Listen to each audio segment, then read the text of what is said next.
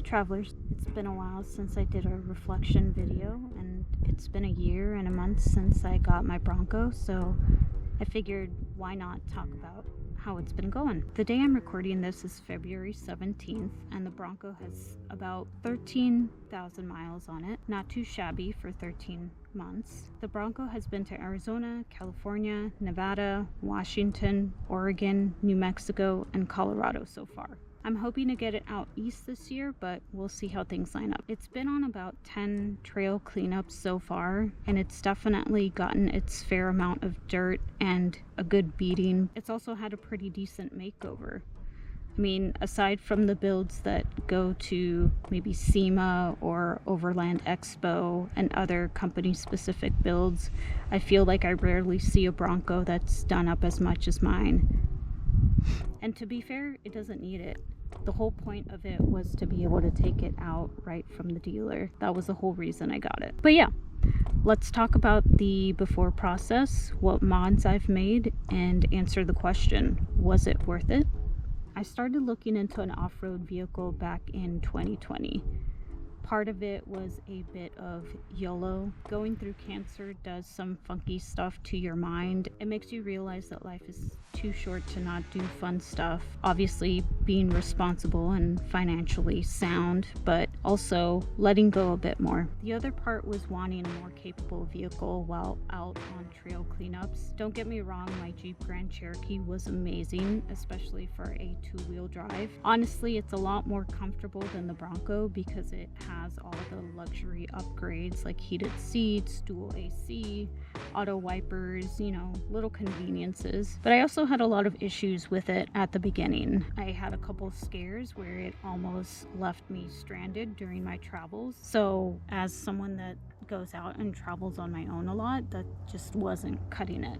Luckily, that's all been resolved and the Jeep has stayed in the family, but again, I needed something else. For a long time, I was between the 4Runner and the Wrangler, but something just wasn't sitting right. Then the Bronco got announced and it felt like the right fit for me.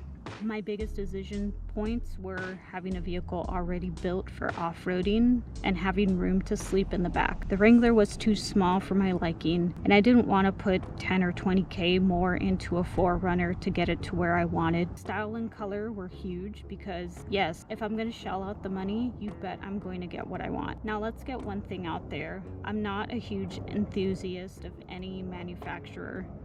Do I love Ford? Absolutely not. Thankfully, I don't have a horror story behind my purchase, but it certainly wasn't without its trauma. I was one of the last people to place a reservation before Ford cut off for the year. I can't remember the exact number, but there were over 100K reservations placed initially. Very few reservation holders got their Broncos that same year. The reason was attributed to COVID-related logistics and manufacturing issues, blah blah. Over the next 2 years, many of us battled mentally to hang in there. I'm grateful for the B6G community and the Bronco Off-Rodeo event I was able to attend for keeping me from quitting. So many stories of Broncos sitting on lots for months, hardtop quality issues, and Ford generally not delivering on the promised product. Then if you got your truck built, you had to face the battle of transportation. Broncos got lost in the process, or worse, got totaled during, again, transportation for some reason or another. That as people got their trucks, we continued to hear a lot about hardtop issues and engine issues. Somehow people kept hanging on. Maybe that was the wrong thing to do. I still don't know. Part of me wishes I could have given my money to another company, but I mean, what corporation is actually better than any other? All in all, I waited 2.5 years to get my Bronco delivered. It got built and transported in a matter of 2 to 3 months,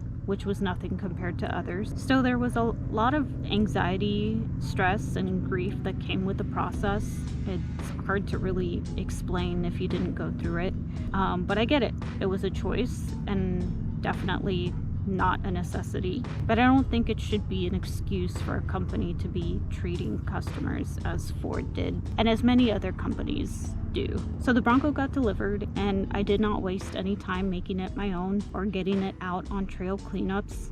In fact, literally the next day after the purchase, I was out on a trail cleanup.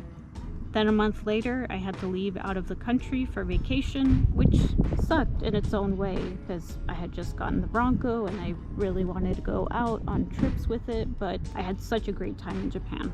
When I got back, I started on customizations. First was the window tint and the tow hitch, which were basically free thanks to the Ford point from the whole reservation mess. Next was the rainbow Bronco letters and the decal, followed by the Gobi roof rack, which will primarily be used to haul my paddleboard and holds all my recovery gear as well. I installed a tailgate table, and the last big thing was the Goose Gear sleep and storage system. There have been a few smaller installations like grab handles, panels to hang stuff like the walkie-talkies, and a ram mount rail to hold my phone as well as the GoPro. That's pretty much it. Ideally, the next thing would be a steel rear bumper, but that might be a while. For what I do, I don't think I need a lift, although 2 inches would eventually be great. There's not much left to be desired. I'm sure I'll find stuff as I start adventuring more, but I'm pretty happy with what I've got. So the big question, was it worth it? Absolutely not worth the pain and sorrow. No one should ever have to go through that much angst for a vehicle or any product or service, but I can't deny it. I love my Bronco. I couldn't have picked a better vehicle for what's out on the market, so I'm extremely happy and satisfied. It's not the most comfortable. It doesn't have the bells and whistles that my Grand Cherokee had. There's an impending worry of engine issues. I don't even want to think of replacing the tires, other little things, but you know what? It suits me well, and it's letting me do the adventures that I wanted to with so much more security than I had with the Grand Cherokee. So yeah, that's pretty much it. I've been rambling for way too long. If you have any specific questions, let me know. Safe travels out there, and remember, life is too short to just wait around for the perfect timing. Be smart about it, but if you can afford it and you want to do it and you can still be comfortable, go for it. All right, until next time, bye.